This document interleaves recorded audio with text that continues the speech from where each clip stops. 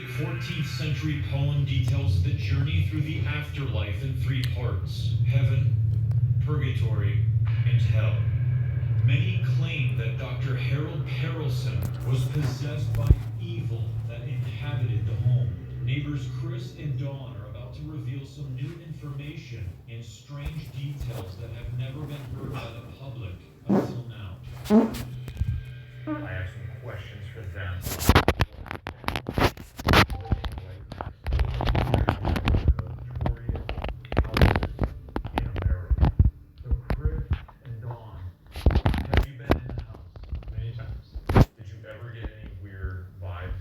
Before the house was gutted, everybody said this has a very, very bad aura.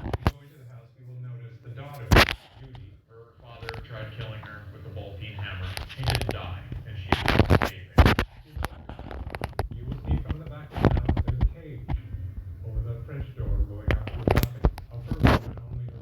That's weird. We have always been told about the story of Judy, how she was abused. Really? She was kept in that bedroom as a prisoner. And the reason we know that is because we knew the former owner of the house below, who was the best friend of Judy. So this isn't just hearsay, this is her best friend. This was her best friend. That told you this. The former owner who passed away about 4 or 5 years ago. His name was Rudy Enriquez. Okay, did his family buy the house after the murder-suicide? Correct. How long did he live here? He never actually Never lived here. lived here. What was he? He was a very, very strange man. In my opinion, for a long time, I thought he was a vampire character. He only came at night. He would come over here every night to feed the cat. And another part of the weirdness was that after the cat died, he had the thing stuffed, and he put it up in the second floor bathroom window and it was sitting there all the time. One of the spookiest things that happened, I saw him taking a trash can down the driveway from up here, and I went down to look to see what was in there the next morning. I was curious. It was old lady shoes. I'm thinking, oh my God, what's that all about? Why? They only came at night, and they were throwing away old shoes and doing strange things. A strange vampire-type man who only came to the house at night. Where did he get all these old ladies' shoes from? What was he doing inside the house? Or what else was in the house causing him to do these strange things? I don't know what to expect when we break the seal to this house and enter inside, but I have a feeling that we're going to have a story of our own that's going to be big enough for the LA Times. Since the murder-suicide, there has been multiple owners of the house, but not one of them ever moved in. So it seems that whatever darkness Harold Perelson left behind is powerful enough to prevent anyone from residing there. Now I speak to Stacy, who hosts a podcast exploring the mysteriously abandoned murder house. Dr. Harold Perelson, the reason he went crazy and tried to kill his family was because he was under a lot of financial pressure. In my research, we uncovered court documents that showed that he was in severe debt, and we also found records that he was institutionalized at a hospital. Why was he reading the Divine Comedy? That one I've never been able to figure out, actually. Financial stress, mental illness, with the afterlife and its darkest detail is certainly a recipe for pure madness. But this borders on demonic. This level of gruesome activity steers us into a bottomless, dangerous darkness that is limitless in its power. There is a curse on the ground that we're on right now. Back when California was owned by Spain and they split up the land as land concessions to members of the military, this land was given to Jose Vicente Feliz. He later handed down the land to Don Antonio Feliz, and he was meant to hand it down to his niece Petronila. And so the curse is Petronila's curse, because as Don Antonio was dying, a politician and a lawyer came in at his deathbed and signed away the will themselves instead of Petronila. And so Petronila is said to have curse on the land. The owners of the land would suffer really terrible fates. For example, Griffith J. Griffith, who gave us this park, he shot his wife in the face, and he was one of the owners of this land. Also in the 1920s, the original builders of the house, the Schuster's, they only lived here for a handful of years.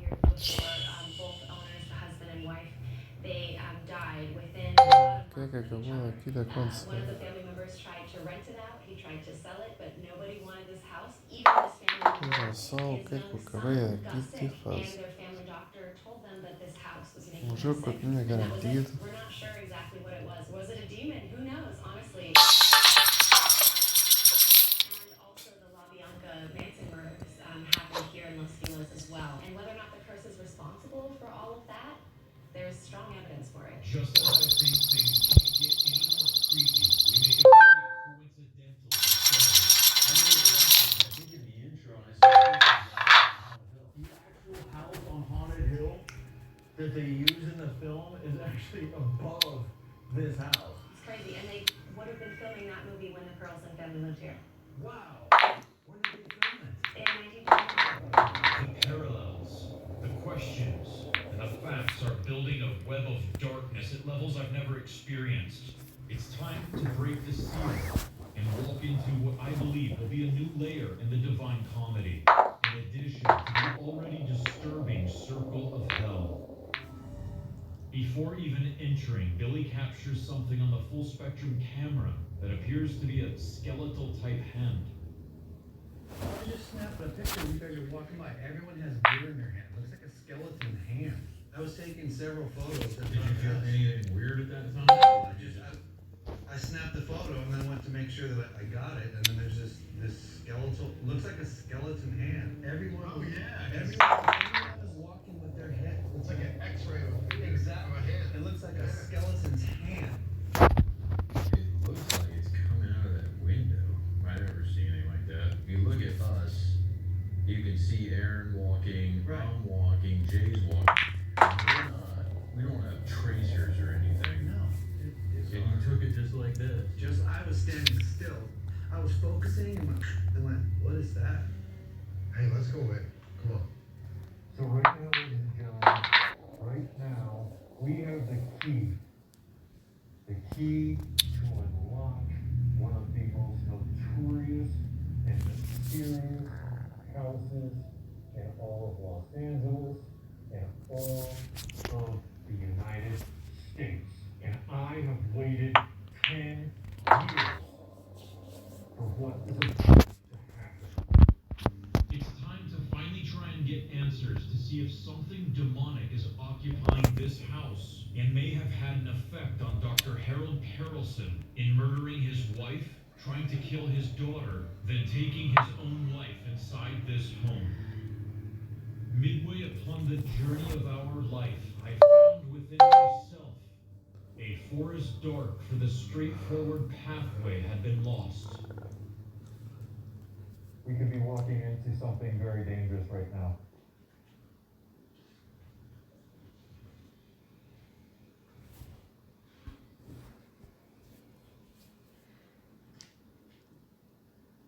If the devil himself is living in this house and existing in a very unique property in a town with a curse, then we ask you to open the door to your domain and allow us to peek through.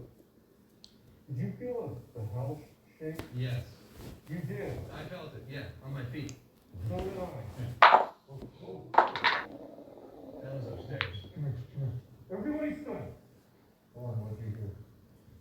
Definitely something upstairs. Dude, that's upstairs. Whoa. Did you just do that? Did you just blow on my neck? No one's over here. I'm 10 feet away from you.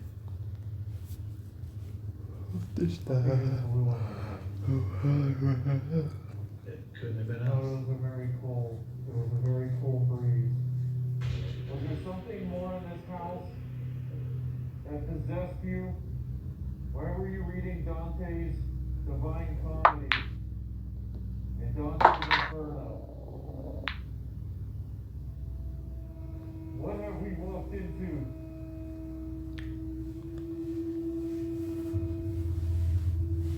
Ei, caralho, Deus. What we're about to experience is warping of time. My camera light is malfunctioning. And before we know it, an hour has passed. And yet, it feels like only 5 minutes. This keeps going on. What screwed on all the way? Yeah, please don't.